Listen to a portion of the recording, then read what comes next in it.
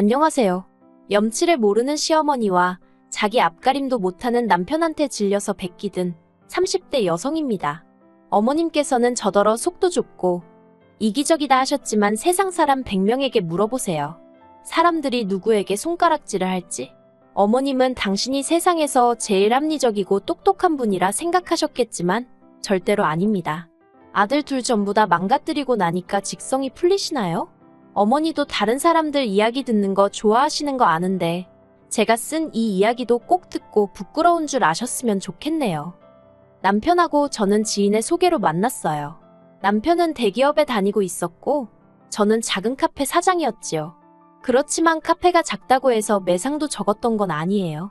테이블은 8개밖에 없었지만 젊은 아가씨들한테 데이트하기에 분위기 좋은 카페라고 소문이 나면서 주말에는 1시간씩 대기를 해야 할 만큼 손님이 밀려 들어왔답니다. 제가 정확한 매상은 밝힐 수 없지만 아무튼 남편이 받아오는 월급보다 이것저것 제할 거 제하더라도 못해도 1,200은 더 벌었어요. 하지만 그런 사정은 상관없이 어머님은 저를 며느리감으로 탐탁치 않게 여기시는 눈치였습니다. 대기업식이나 다니는 당신 아들은 소위 사자로 끝나는 여자를 데려올 줄 알았다면서요.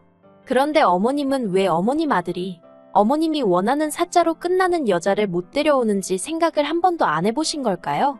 제가 생각하기엔 그건 바로 어머님이 홀어머니셨고 남편 밑으로는 딸린 시동생이 있었으니까 그런 것 같은데 말이지요. 아버님은 남편이 고등학교에 진학하던 시기에 돌아가셨고 이후로 어머님 표현에 따르자면 어머님 혼자서 아들 둘을 키우셨답니다.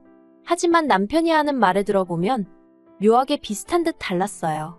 어머님이랑 남편 그리고 시동생이 한 집에 산 것도 맞고 어머님이 밥 차려주고 빨래해주고 그런 것도 맞기는 한데 생활비는 남편이 고등학생 신분으로 아르바이트를 하면서 벌어온 돈을 전부 다 보태기도 했고 어머님이 특별히 경제활동을 하지는 않으셨다대요.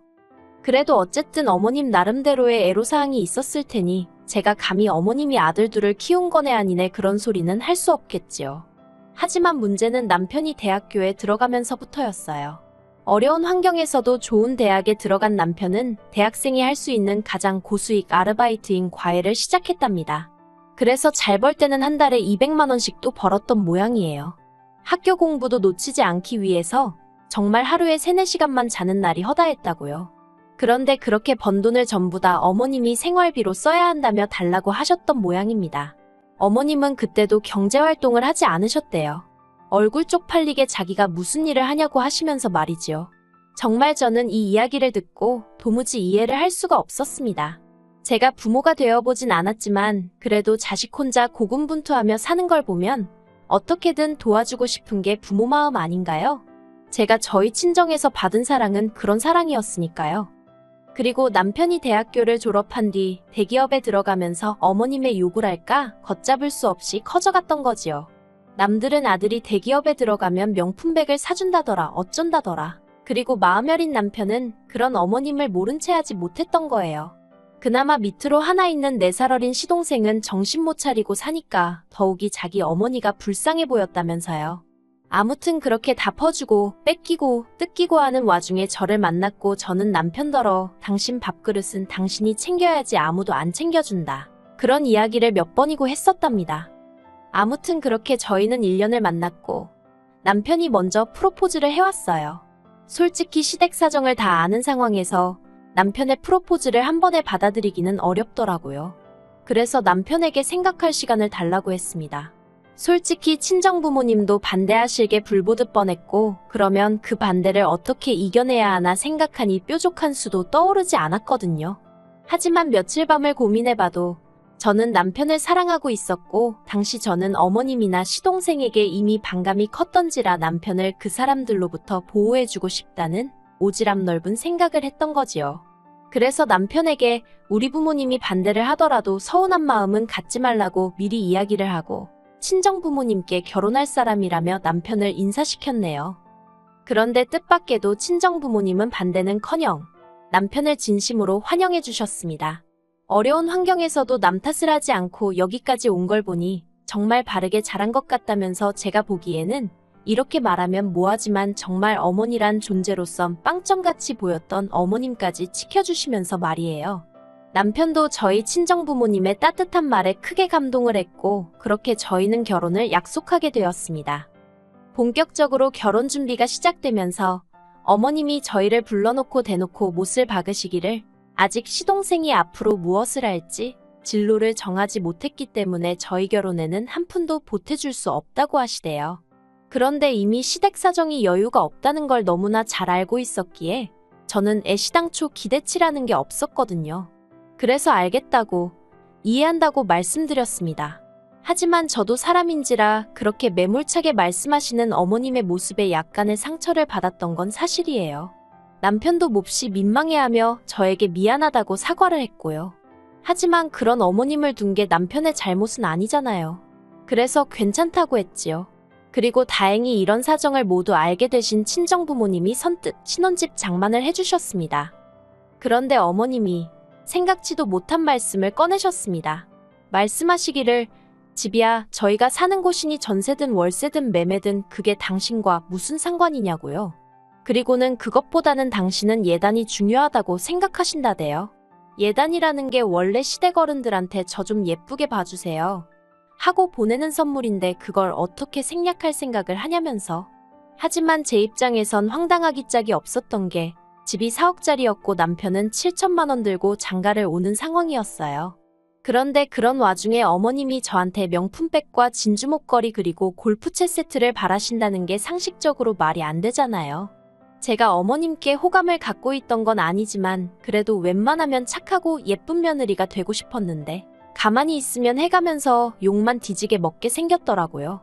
그래서 어머님께 제가 어쨌든 집까지 해가는 마당에 그런 말씀은 어불성설이신 것 같다고 한마디 했네요.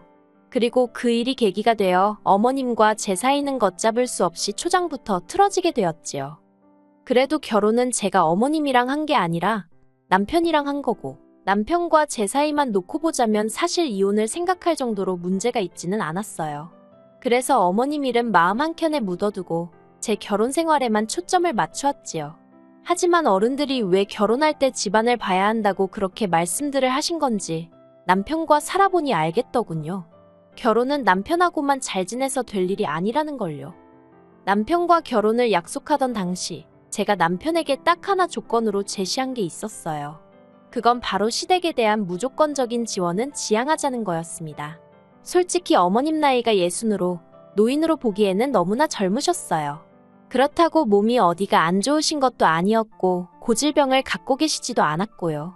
게다가 노후 준비도 되어 있지 않은 상태에서 재산이란 건 어머님이 시동생과 함께 살고 있던 작은 빌라 하나가 전부였는데 까놓고 말해서 나중에 더 나이 드시면 그거 팔아서 실버타운은 택도 없고 나중에 혹시나 편찮기라도 하시면 병원비나 감당할 수 있을까 싶은 수준이었습니다.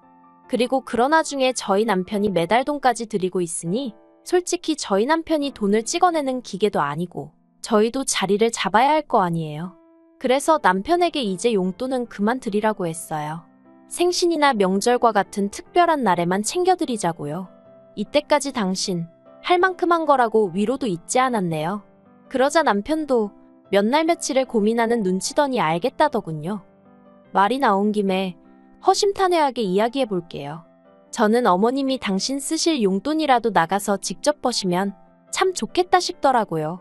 비교하자는 건 아니지만 저희 친정부모님은 노후 준비도 되어 있으셨고 그와는 별개로 어쨌든 자리 잡아가는 자식에게 손은 안 벌린다는 주의셨지요.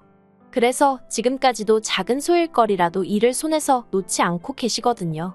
모든 사람들이 저희 친정부모님처럼 살아야 한다는 건 아니지만요. 아무튼 그러니 어머님은 어머님대로 저희가 괘씸해 죽으려고 하셨습니다. 특히나 저에 대한 분노가 매우 크셨어요. 갑자기 돈을 안 주면 당신과 시동생은 손가락이나 빨다 죽으라는 거냐며 독한 말씀도 서슴지 않으셨지요. 그러자 그 순한 남편도 그동안 돈 들인 걸 하나도 안 남기고 다 쓰신 거냐며 화를 내더라고요.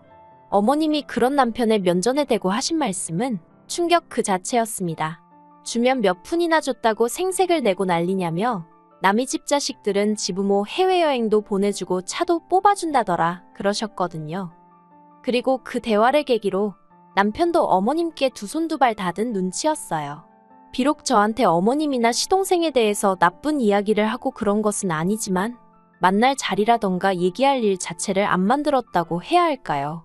그리고 저는 저더러 나쁜 며느리라고 하실지도 모르겠지만 남편이 어느 정도 태도를 명확히 해주니 솔직히 편했지요. 그래서 크게 스트레스 받지 않고 남편과 하루하루 무난한 결혼 생활을 이어갈 수 있었습니다. 그런데 작년 뜬금없이 어머님이 무슨 저희 주려고 갈비를 했다면서 집에 오라고 하시는 거예요. 그때가 마침 남편 생일 즈음이기도 했고, 그래서 저는 속으로 결국 자식이기는 부모 없다더니 어머님이 먼저 화해의 손길을 내미시려나 보다 싶어서 안 까겠다는 남편을 설득해 시댁으로 향했습니다. 그런데 어머님이 꺼내신 말은 생각지도 못한 이야기였어요. 시동생 장가를 보내야 하지 않겠냐대요. 시동생이 장가를 가면 가는 거지 왜 저희한테 보내자고 표현을 하시는지.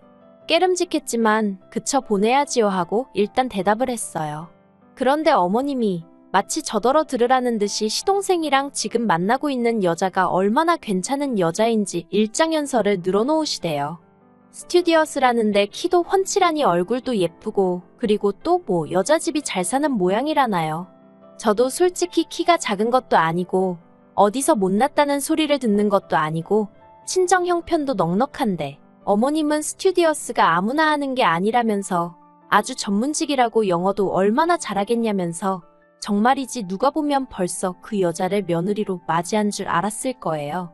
그래서 저도 내내 하고 의미 없이 적당히 맞장구를 쳐드렸습니다. 그러다 문득 시동생이 무슨 재주로 그런 괜찮은 여자를 만났나 싶은 거예요.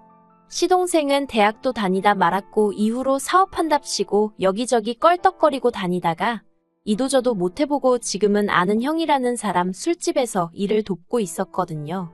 그래서 어머님께 그 아가씨가 시동생 직업은 아냐고 저도 모르게 그만 단도직입적으로 물었습니다.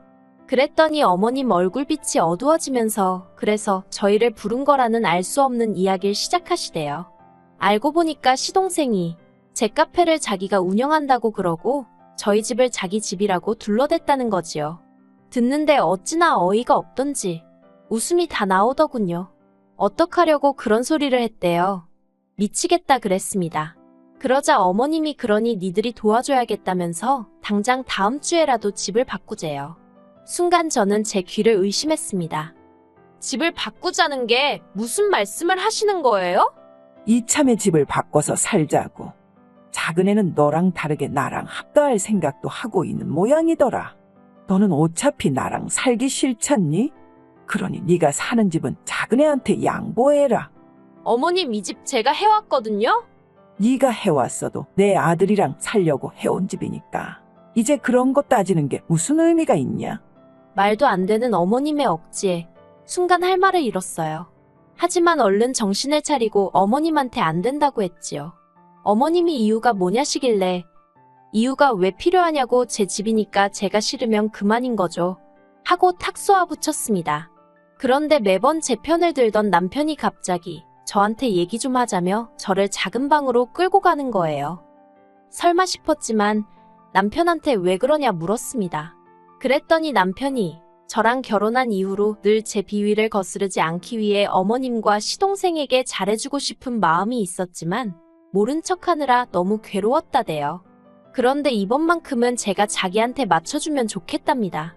시동생도 자기처럼 좋은 여자 만나서 행복한 가정을 꾸리고 살았으면 좋겠다며 형으로서 이번만큼은 형 노릇 좀 하게 도와달라나요? 여러 가지로 어이가 없었어요. 남편이 정신 차리고 말 그대로 자기 밥그릇은 챙기는 사람이 되었다 싶었는데 아직도 등신호구에 불과하다는 사실이 어이가 없고 구제불능이다 싶었으니까요. 제가 남편더러 진심이냐니까 자기가 이렇게 부탁한다며 제 앞에서 무릎까지 꿇는데 안쓰럽고 측은한 게 아니라 미쳤구나 싶대요. 제가 남편더러 일어나라고 그러고는 미안하지만 안 된다 했습니다.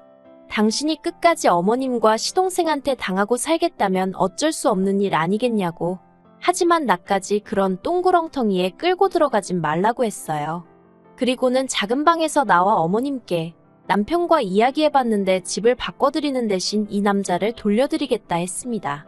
벗겨드시던 삶아드시던 어머님 입맛대로 해드시라고 저는 이제 손 떼겠다고요. 그리고 소름 끼치는 게 며느리가 그런 소리를 하면 너 지금 무슨 소리를 하는 거냐며 화라도 내시고 황당해라도 하셔야 하는 거 아닌가요? 그런데 어머님은 저더러 생각 잘했답니다. 저 때문에 당신 착한 아들이 얼마나 마음고생했을지 생각하면 당신 가슴이 찢어진다나 어쩐다나. 그리고 저를 더 좌절케 한 건 그런 상황에서조차 정신 못 차리고 한숨만 연신 내쉬던 남편의 모습이었어요. 대기업 다니고 돈 잘 번다고 능력이 있는 게 아니구나. 저렇게 자기 앞가림도 못하는 사람이 밥벌이를 하고 사는 게 오히려 신기하다. 별 생각이 다 들었네요. 그렇게 남편과 헤어지기로 결정하고선 그간 남편 앞으로 제가 대신 모아줬던 남편의 월급들 싹 정리해서 남편 계좌로 보냈습니다.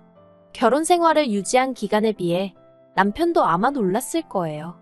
알뜰살뜰 모았더니 그 액수가 상당했으니까요.